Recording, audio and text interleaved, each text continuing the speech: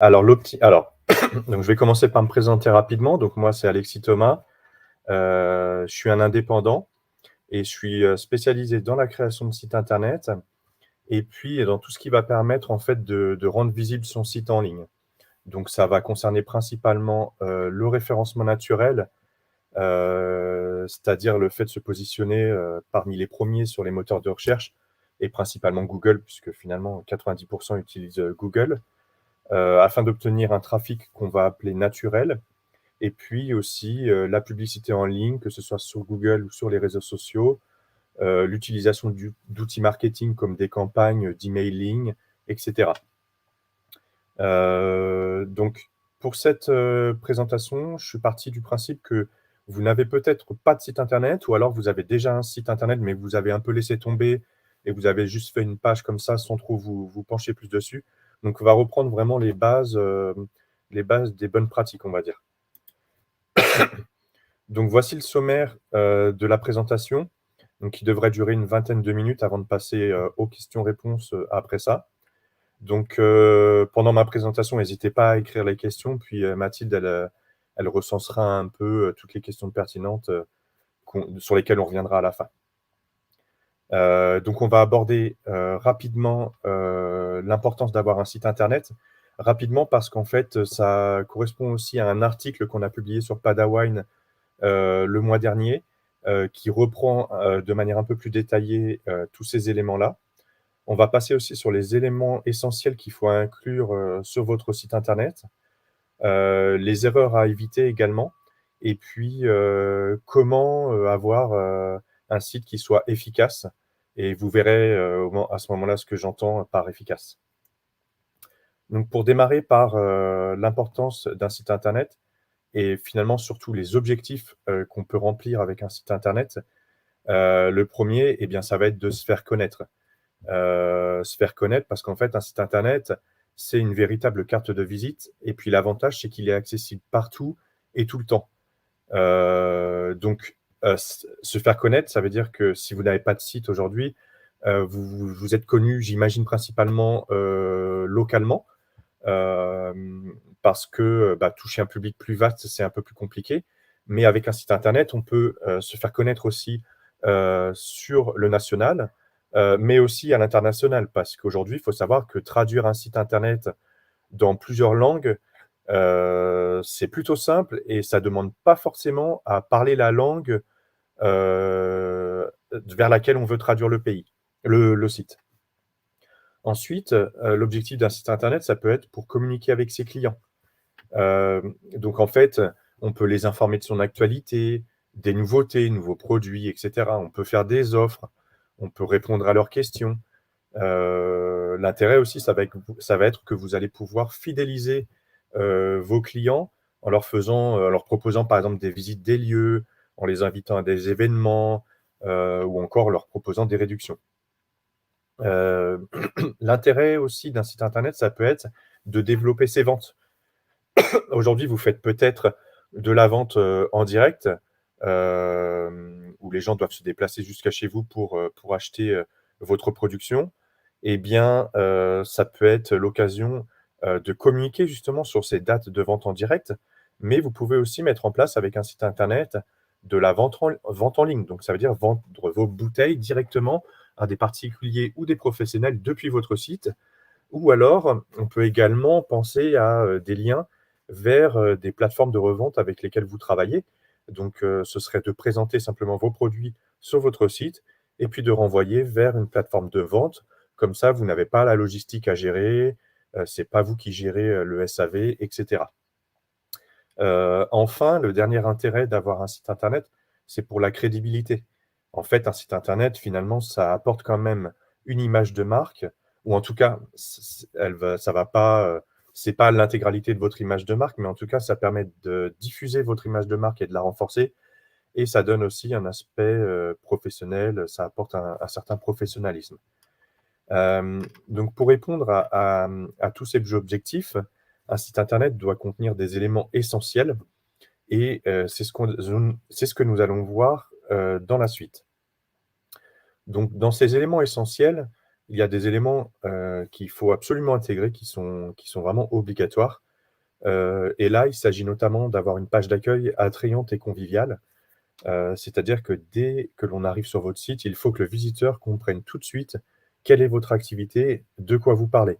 Il faut savoir que le temps moyen d'attention, sur internet, il est de 8 secondes en moyenne.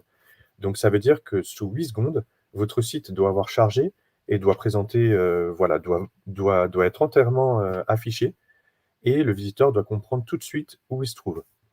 Et ensuite, au-delà des 8 secondes, le visiteur, en gros, il a 1 minute pour, arriver à faire l'action qu'il souhaite faire. Donc que ce soit vous contacter, trouver une fiche produit pour acheter le produit, ou, voir rapidement les services que vous proposez. Donc tout ça, il doit être capable de le faire en 1 minute. Donc il faut que, toutes vos activités soient visibles dès la page d'accueil. Ensuite, l'autre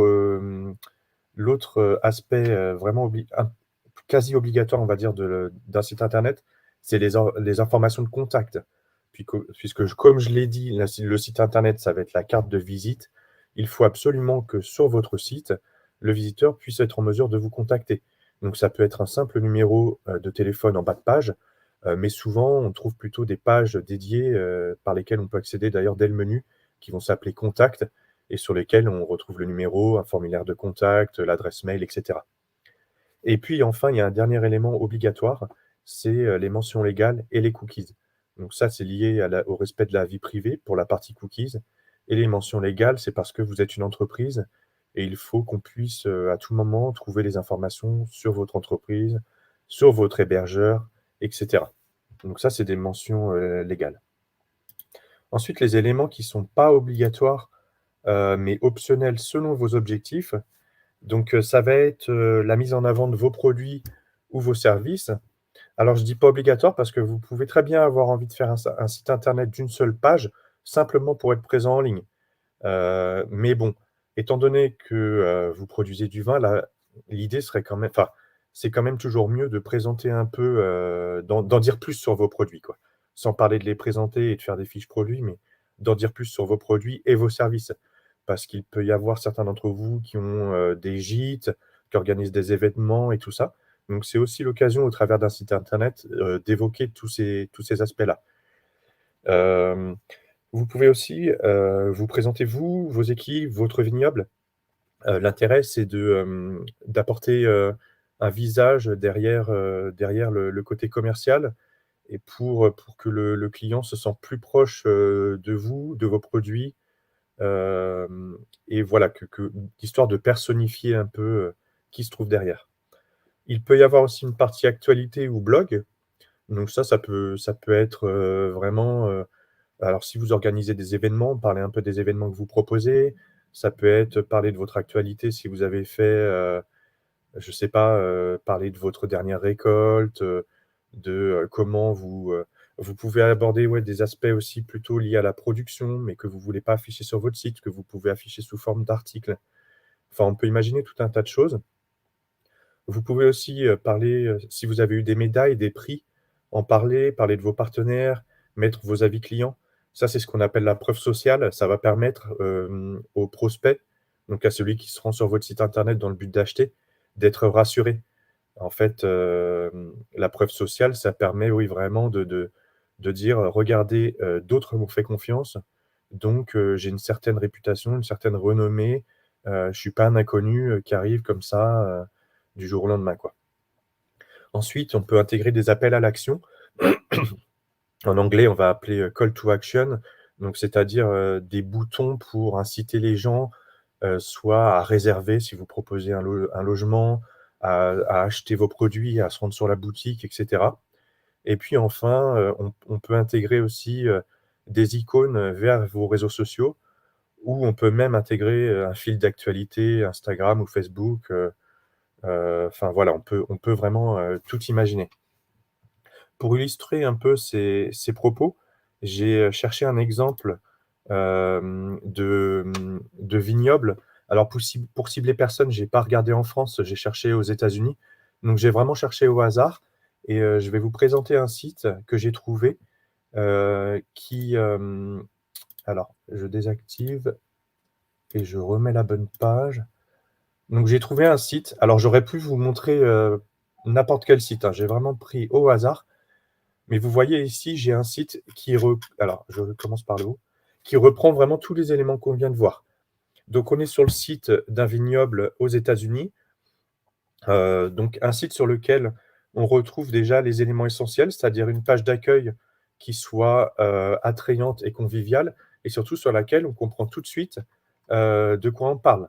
Donc vous voyez déjà rien que dans le titre du site, on retrouve le mot vineyard, qui veut dire vignoble en anglais. Ensuite, dans le menu, on retrouve le club du vin, et puis bah, il y a la grande photo de leur vignoble en pleine page. Donc là, on ne peut pas s'y tromper. Ensuite, on retrouve des informations de contact. Donc quand on va dans le à propos sur le menu, on retrouve contact ici. Et puis tout en bas de page, vous le verrez après quand je déroulerai, mais on retrouve aussi leur adresse et leur numéro de téléphone pour les joindre directement. Et puis enfin, les mentions légales. Donc pareil, c'est quelque chose qu'on retrouve en général plutôt en bas de page. Donc ici, politique on va dire, c'est plutôt ce qu'on va appeler cookie chez nous. Et puis, non, c'est plutôt les mentions légales, pardon. Et les cookies, bah là, ils ont disparu parce que j'étais déjà allé auparavant, mais il y a aussi les cookies. Et donc l'adresse, comme je le disais, avec un petit plan pour permettre de les retrouver facilement. Et puis, sur tous les éléments qui sont optionnels, et bien en fait, ce site-là, je l'ai choisi parce qu'il les coche tous. En fait, donc dès le début, on retrouve un call to action, donc l'appel à l'action. Eux, ils proposent de planifier des visites de leur vignoble. Donc en fait, ils ont tout de suite un bouton dès le menu, faire une réservation. Et c'est un bouton qu'on retrouve aussi dès le premier écran, avant même de descendre vers le bas, de scroller. On le retrouve aussi. Ensuite, quand on descend, on retrouve une petite présentation de leur ferme, puisqu'en fait, eux, ils appellent ça une ferme. Nous, on appelle ça plutôt un vignoble parce qu'a priori, ils n'ont pas trop d'activités autres que de la production de vin. Mais peu importe, en tout cas, ils ont une présentation du lieu. Donc ça va être ce que je mentionnais comme la présentation de vous, de vos équipes, de votre vignoble. Encore une fois, un bouton Call to Action pour en apprendre plus, dans lequel on retrouve un article en fait qui explique un peu de manière un peu plus détaillée. En descendant, ils ont une mise en avant de leurs produits et de leurs services. Donc eux, ils ont une boutique en ligne sur laquelle on peut acheter directement leur vin. Et puis, ils remettent un peu leur service, donc la visite de la ferme. Et puis, eux, ils proposent aussi de louer l'endroit pour des événements privés. Quand on descend, on retrouve la mise en avant d'une offre en particulier. Donc là, en l'occurrence, c'est un point marketing assez fort, c'est qu'en fait, ils proposent de rejoindre un club gratuitement qui permet d'avoir accès aux événements en avant-première, d'avoir des prix sur leur vin, etc. Et en fait, c'est intéressant au niveau marketing parce que je pense que la mécanique derrière, c'est qu'ils ont une newsletter. Et donc, en fait, ça leur permet de récupérer votre mail. Et dès qu'ils organisent des événements, ils vous balancent des mails. Et en fait, comme ça, vous, en tant que client, ou en tant que personne intéressée du moins, vous avez tout le temps le rappel de leur site, en fait. À chaque fois, ils vous balancent un événement. Et puis, comme ça, leur site vous reste en tête tout le temps. Et puis, le jour où vous avez envie d'acheter du vin, vous pensez tout de suite à eux parce que c'est eux qui vous communiquent régulièrement.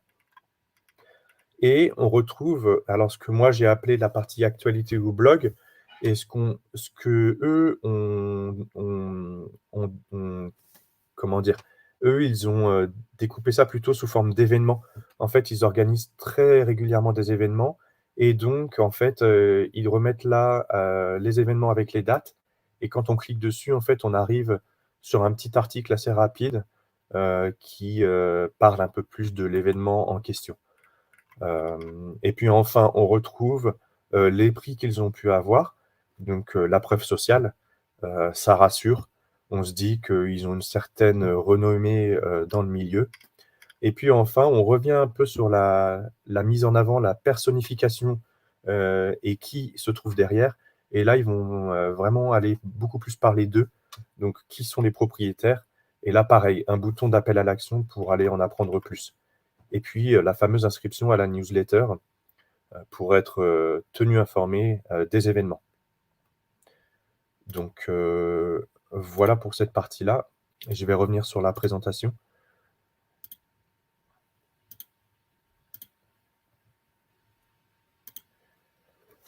Donc maintenant qu'on a vu les éléments qui sont, importants, à intégrer à un site internet, pour qu'il soit réussi, on va voir aussi ce qu'il ne faut pas faire. Donc vous allez voir, ça peut paraître parfois, logique, mais ce qui n'est logique, enfin, ce qui peut être logique pour certains ne l'est pas toujours pour d'autres. Alors, vous avez déjà vous avez tous déjà vu des sites qui contiennent forcément, ces éléments-là qui font fuir les visiteurs. Donc certains problèmes sautent, immédiatement aux yeux, mais il y en a d'autres qui sont un peu plus subtils. Mais quoi qu'il en soit, ils vont dans tous les cas, soit, vous jouez un tour pour votre positionnement sur les moteurs de recherche et ils vont vous déclasser, ou alors ils vont simplement faire fuir le visiteur ou, diminuer votre taux de conversion, c'est-à-dire le pourcentage de personnes qui passent à l'action comparé au nombre de visiteurs, qui se trouvent sur le site. Donc le premier élément, c'est du contenu qui ne serait pas mis à jour régulièrement ou qui serait pas pertinent. Je vous donne un exemple tout bête. Moi, je cherchais récemment, des infos sur, un club de sport, pour m'y inscrire. Ils ont un site internet, donc tant mieux, j'ai pu aller sur leur site, et ils proposaient des portes ouvertes au mois de septembre. Sauf qu'en fait, en regardant la date, c'était septembre 2022. Donc en fait, ça répondait pas du tout à mes attentes et en plus de ça, j'ai pu constater que le site, il était pas mis à jour depuis au moins 1 an. Donc là, très clairement, en fait, je suis parti et non seulement j'ai pas trouvé mon info et en plus, il y a peu de chances que je retourne sur le site prochainement parce que je sais qu'il est pas mis à jour. Donc je sais que, je trouverai pas mon info, même si j'y retourne dans un mois. Et puis, il faut éviter aussi le contenu pas pertinent. Si vous avez un site internet qui présente votre vignoble, vous n'allez pas dans une section blog parler de votre, dernière randonnée de VTT, de dimanche dernier, par exemple, parce qu'il y a aucun lien et non seulement, en fait, ça va pas répondre aux attentes, du visiteur et en plus de ça, Google, pour votre référencement, il va être un peu perdu sur les mots-clés sur lesquels vous positionnez, parce qu'il va voir que vous parlez de vin, mais en même temps, vous arrivez, vous parlez de vélo, donc il va se dire: «OK, donc il parle de quoi là concrètement?» Donc en fait, ça risque de vous faire perdre de la visibilité sur les moteurs de recherche. Enfin, un site internet, il doit aussi absolument être sécurisé. Donc c'est, la première partie que vous regardez. Si vous regardez l'URL de la présentation, là, vous verrez, il y a HTTPS. Et bien, en fait, ce S à la fin de HTTP, c'est ce qui indique que le site est sécurisé. Et maintenant, des sites non sécurisés en HTTP, donc c'est souvent vous voyez le petit cadenas, il est barré en rouge, mais même sans ça, maintenant, la plupart des navigateurs web, ils bloquent l'accès et ils vous alertent. Alors, vous pouvez toujours aller dessus, mais il faut donner votre consentement, parce qu'en fait, le problème, c'est qu'un site non sécurisé, déjà, on n'est pas, il peut avoir été piraté et donc l'information qu'on trouve dessus, elle est pas forcément, la bonne ou en tout cas, elle correspond pas forcément à ce pourquoi on est allé sur le site et en plus de ça, si vous mettez vos informations sur un site comme ça, eh bien, ces informations peuvent facilement être récupérées et donc il est fortement déconseillé d'aller sur ce genre de site. Mais de toute façon, des sites, HTTP maintenant sont quasiment plus, indexés par Google ou alors ils sont déclassés dans les positionnements, sur les moteurs de recherche. Il faut également avoir une navigation, vraiment claire. Un site internet, sur lequel avec un menu par exemple dans lequel, il y a 15 chapitres différents, qui on comprend pas bien de quoi ça parle et cetera. Ça, faut absolument éviter. Comme je disais maintenant, les temps d'attention sont de plus en plus réduits et donc faut que dès votre menu, Hem, faut que ce soit clair, faut qu'on sache où aller pour, trouver les informations qu'on veut et il faut que la navigation soit vraiment fluide et logique, on va dire.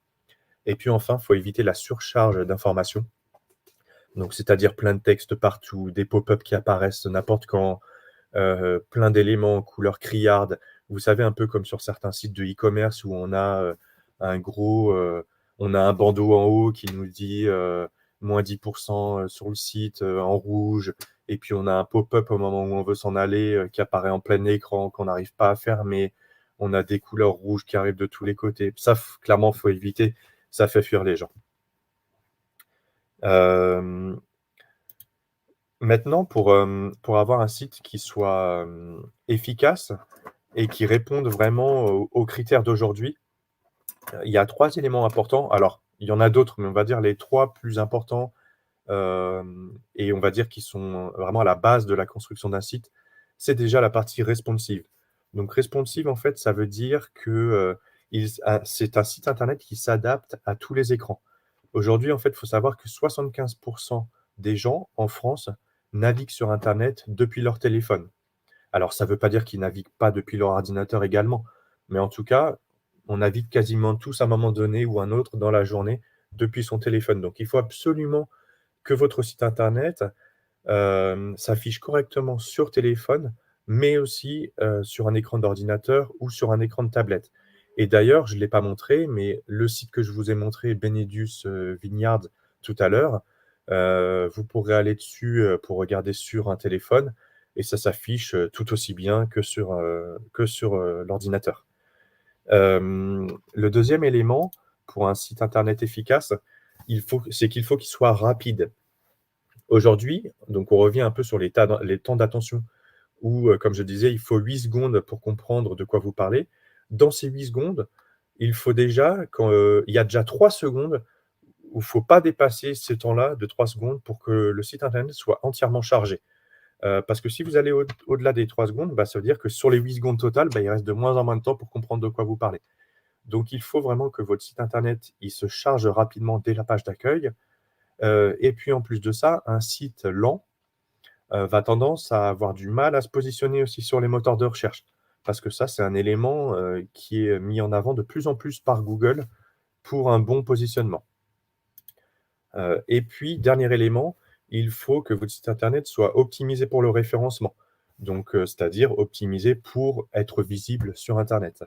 Donc ça passe par un site rapide, un site qui soit clair et sur lequel on a envie de rester.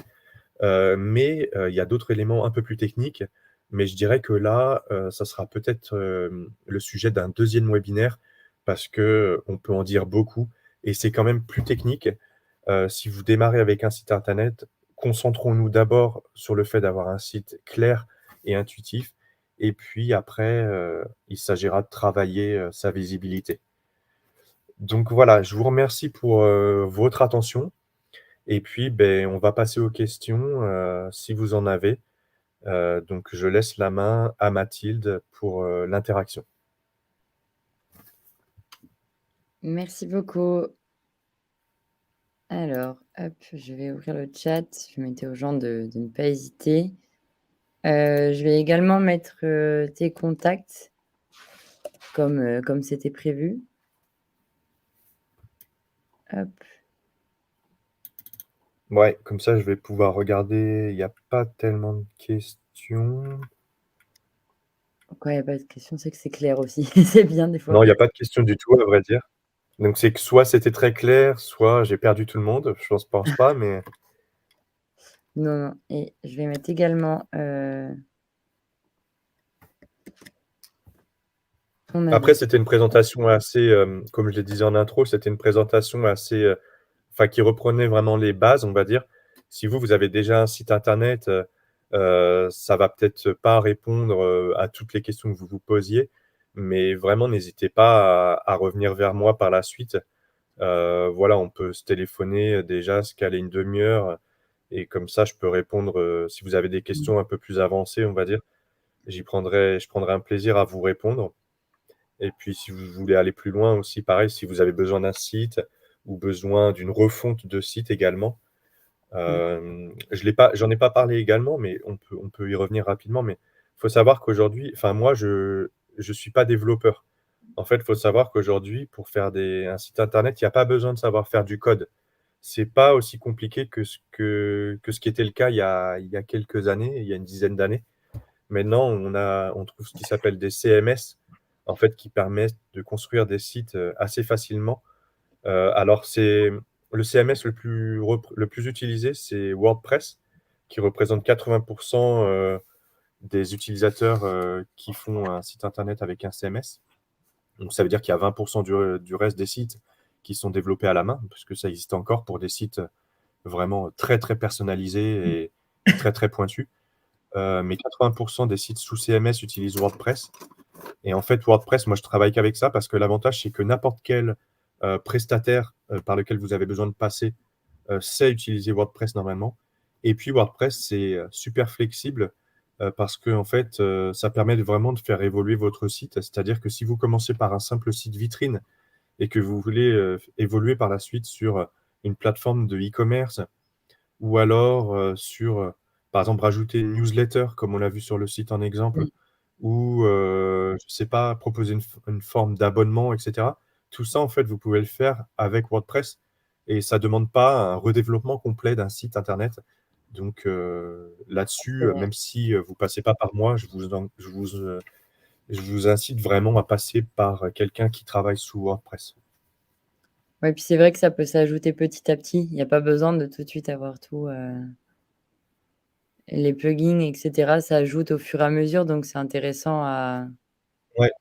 à En voir. fait, il y a beaucoup de gens qui créent leur site eux-mêmes, qui vont se tourner vers des modules qui sont un peu plus faciles à appréhender, parce que c'est vrai que quand on ne connaît pas WordPress, c'est vraiment pas intuitif et Oui, ça ça peut demande faire quand peur. même un peu de temps de prise en main. Alors, c'est vrai que moi, par exemple, c'est mon métier. J'ai fait des dizaines de sites sur WordPress, donc moi, je fais ça en 2 secondes. Mais c'est vrai que je me souviens, mon premier site, j'ai vraiment passé des heures et des heures. Et donc, il y a beaucoup de gens qui veulent faire leur site eux-mêmes et qui vont se tourner vers des plateformes qui ont justement mis en avant le côté facilité de prise en main. Mais en fait, le jour où ils veulent évoluer, justement, ils s'en mordent un peu les doigts. Alors, non seulement ça va coûter plus cher au quotidien, parce que bah, forcément, ils offrent une solution, donc ça coûte un peu plus cher, parce qu'il faut savoir que WordPress, c'est gratuit, hein.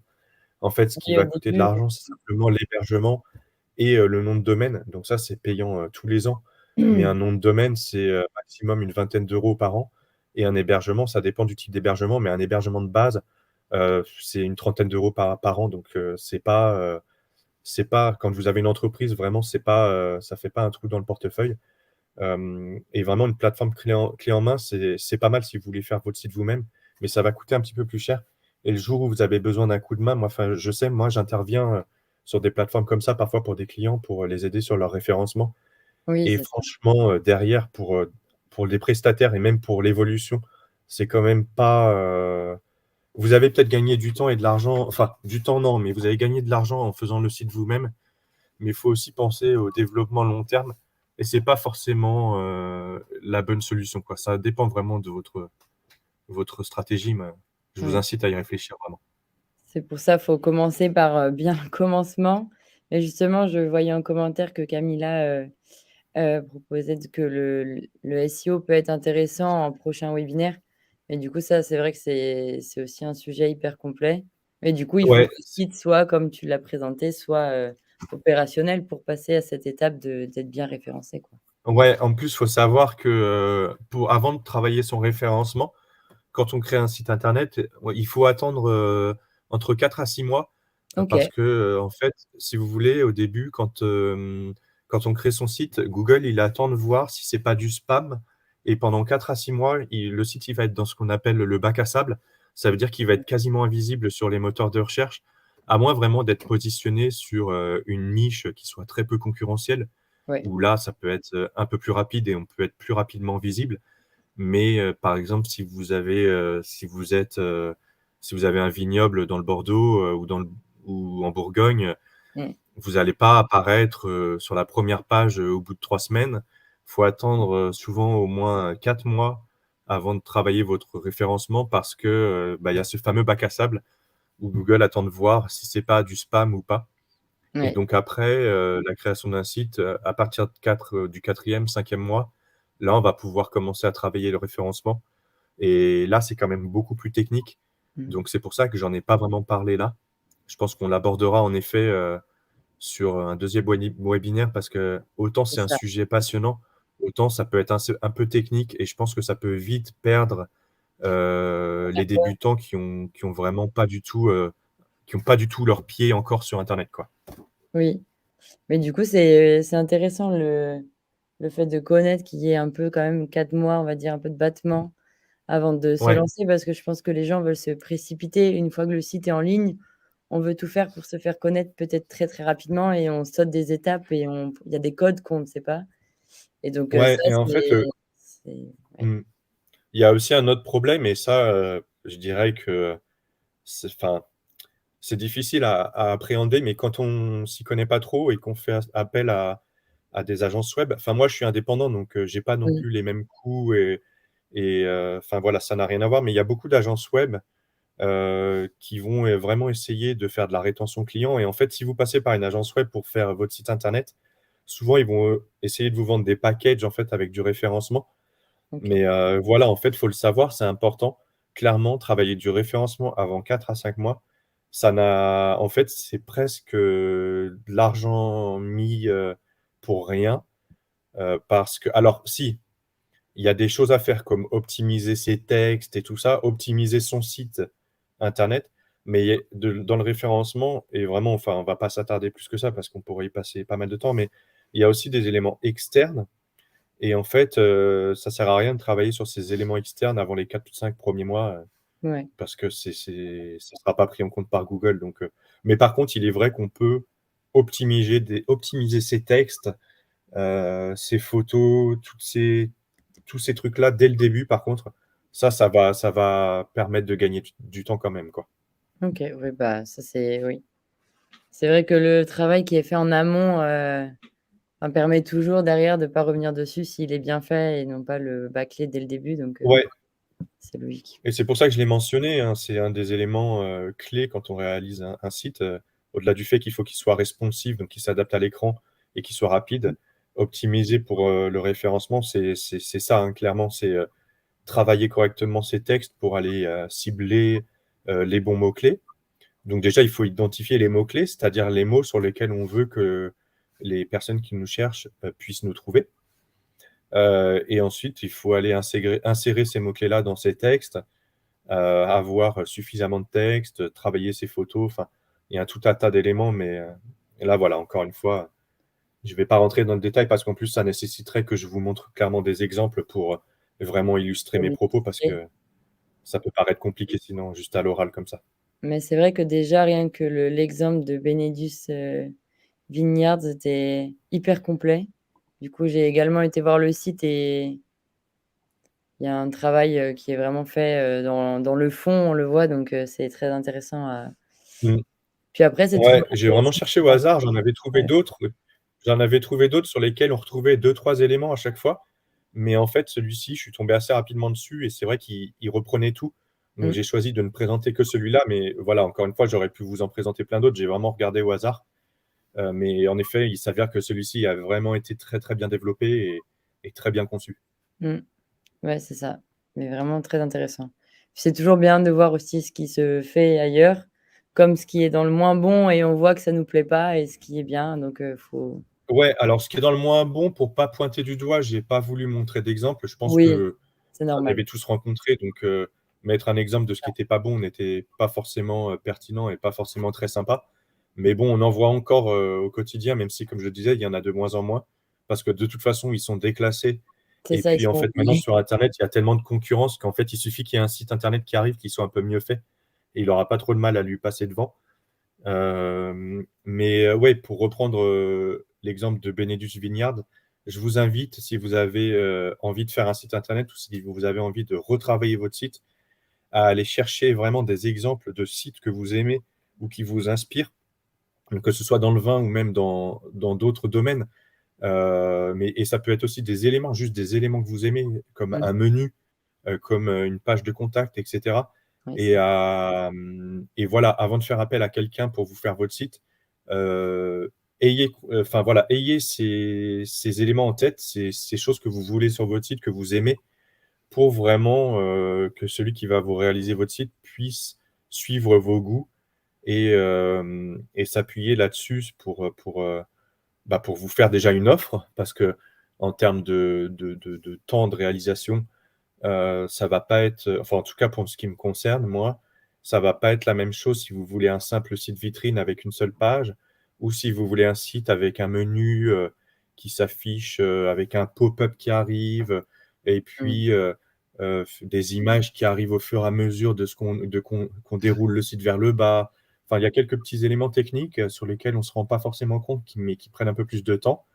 Mais voilà, après, enfin, il n'y a pas la question dans le chat, mais typiquement pour un site comme Benedus Vineyards, Moi, pour vous donner un exemple, mes prix, ça va démarrer à partir de 1 000 € à peu près, même 950 €, je dirais, sur un site qui a 2-3 pages. Mais là, il faut que le client fournisse toutes les photos, les textes.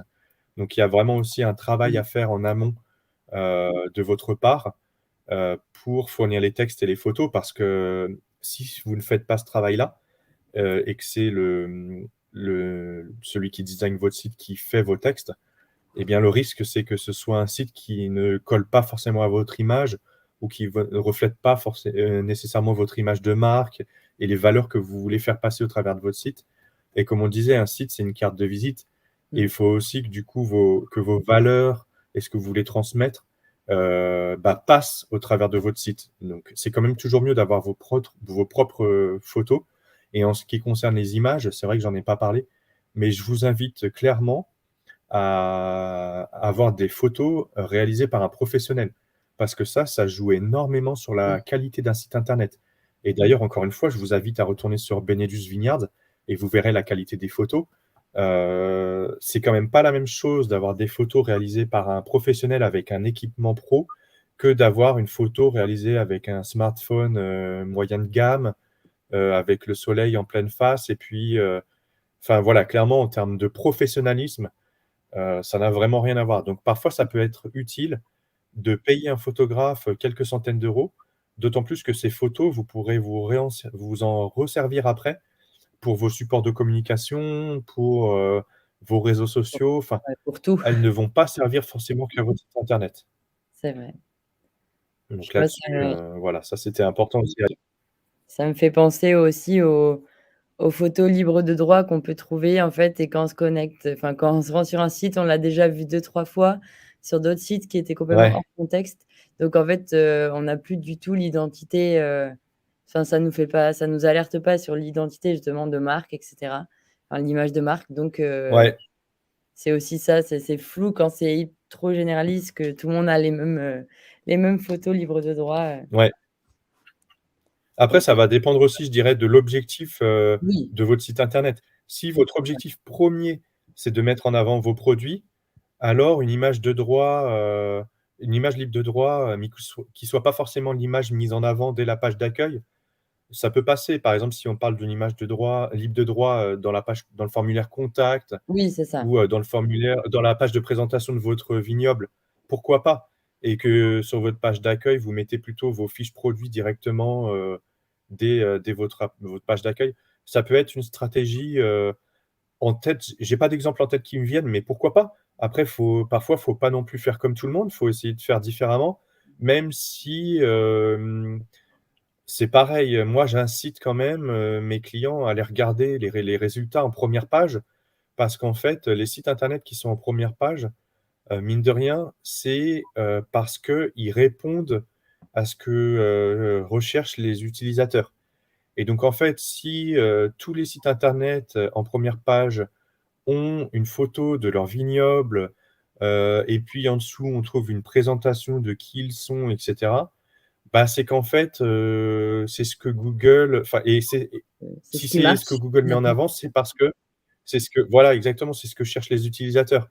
Mmh. Donc il serait pas forcément pertinent de dire: «Ben moi, je veux afficher, dès le début mon produit avec le prix». Mmh. OK, hein, pourquoi pas, mais si c'est pas ce que veulent les gens, bah, derrière, moi, je garantis pas que, votre site, il soit bien classé dans les moteurs de recherche, quoi. Ouais, Donc, OK, parfois, faut pas faire comme tout le monde, mais, innover, ça a pas toujours du bon non plus, quoi. Des fois, faut aussi copier pour que ça marche, quoi. c'est vrai. Copier avec sa touche, du coup. Exactement, tout à fait. Bon, bah, super. Et ben, du coup, il y a également, vous pouvez retrouver, comme, tu l'avais dit tout à l'heure, Alexis, l'article qui est en ligne sur Padawan, qui a du coup été rédigé par Alexis, et donc revu avec nos équipes. Donc, que vous pouvez retrouver un peu plus haut dans le chat. Je remets une dernière fois, hop, ton adresse mail tout en bas, comme ça c'est facile, ils peuvent la retrouver. Tac, et donc après, alors ici je vous mets un, du coup, je vous parlais de l'article. Là, c'est les 3 derniers articles qui étaient donc, qui ont été rédigés avec, les 3 partenaires qu'on a sur la plateforme Padawan. Donc Vintrail, on a déjà réalisé le webinaire, précédent, donc Webcoast avec Alexis aujourd'hui. Prochainement, il y aura Promé, mais du coup, avant ça, début septembre, on vous propose un futur, webinaire sur le marketing vidéo qui sera animé par, Teddy. Donc, vous avez le QR code ici pour, vous inscrire. Sinon, vous retrouvez, dans le petit onglet, webinaire sur le site Padawan une fois que vous êtes connecté et on vous informera également par mail. Mais voilà, en tout cas, c'était un plaisir de te recevoir Alexis et d'avoir, animé ce webinaire. Donc, merci beaucoup. Bah, merci. Et puis, pour revenir sur la question de Camilla, je dirais juste que, en conclusion, que je pense qu'on refera un partenariat pour la partie SEO parce qu'en effet, c'est quelque chose qui peut intéresser vos lecteurs. Et puis, c'est vraiment un aspect marketing qui n'est pas à négliger aujourd'hui si on a déjà un site internet. Et puis, en attendant, si vous voulez avoir des infos sur le SEO, vous pouvez également me contacter parce que déjà en contact direct, on ira plus loin et puis on prendra votre cas précis. Donc, ce sera toujours plus pertinent. Mmh. Et puis, en attendant, bah, j'espère qu'on se retrouvera rapidement pour un prochain webinaire. C'est ça. Comme ça laisse le temps de travailler sur le site et l'optimisation aux personnes. Exactement. Voilà, super. Eh bien, bah, merci beaucoup et Et bah, merci à super, vous. très bon retour, super. Bah, merci beaucoup Alexis, merci à tous les participants et donc, à bientôt. Bonne journée. Au Bonne revoir. journée, au revoir.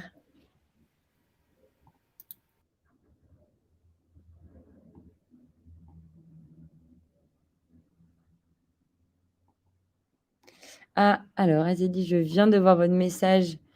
Si vous pouvez me mettre le lien de votre site en commentaire, je vais le transférer tout de suite ou alors vous l'envoyez à l'adresse mail que j'ai mis, juste au-dessus. Je la remets dans le chat. Vous pouvez l'envoyer à web.cost.info@gmail.com. Vous n'hésitez pas à l'envoyer, comme ça, à Alexis et du coup, il pourra vous répondre, en direct, si c'est bon pour vous. Je vous en prie, bonne journée, au revoir.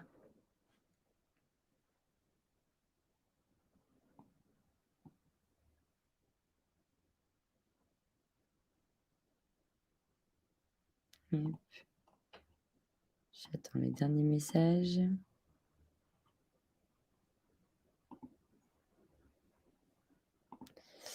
Alors Azélie, alors malheureusement, je peux pas moi-même vous appeler, mais je vais prendre votre mail et vous écrire, juste après. Comme ça, je vais couper l'événement. Hop, je vais retrouver le mail de toute façon dans les participants. alzéline.08@wanadoo.fr. Hop, je clôture l'événement et je vous envoie un mail, par la suite. Merci à tous.